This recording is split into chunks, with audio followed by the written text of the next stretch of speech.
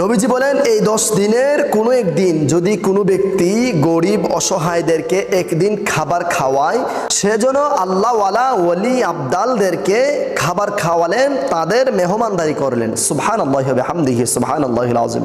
এবং নবীজি বলেন, যে ব্যক্তি এই 10 দিনের কোনো একদিন কোনো মুসলমানের জানাজায় অংশগ্রহণ করলো, সে যেন শহীদগণদের জানাজার নামাজে অংশগ্রহণ করলো। সুবহানাল্লাহি ওয়া বিহামদিহি। যে ব্যক্তি এই 10 দিনের কোনো একদিন কোনো মুসলমানদেরকে, আল্লাহর কোনো বান্দাদেরকে কোনো কাপড় পরিধান করালো, কিংবা কোনো গরিব অসহায়দেরকে পাঞ্জাবি, টুপি, লুঙ্গি অথবা কোনো শাড়ি, যে কোনো কাপড় দিল, আল্লাহ রব্বুল আলামিন আল্লাহর পক্ষ থেকে তাকে জান্নাতি কাপড় দেবেন। সুবহানাল্লাহি ওয়া বিহামদিহি সুবহানাল্লাহিল আযীম।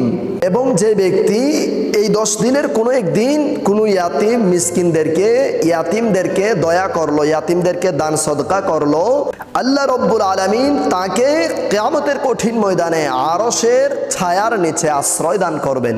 সুবহানাল্লাহি ওয়া বিহামদিহি সুবহানাল্লাহিল আযীম। এবং যে ব্যক্তি এই 10 দিন কোনো আলেমের কথা শুনলো, কোনো আলেমের মজলিসে বসলো, ওই ব্যক্তি যেন আম্বিয়ায়ে কেরামগণ অর্থাৎ নবীগণদের মজলিসে বসলো। সুবহানাল্লাহি ওয়া বিহামদিহি সুবহানাল্লাহিল আযীম।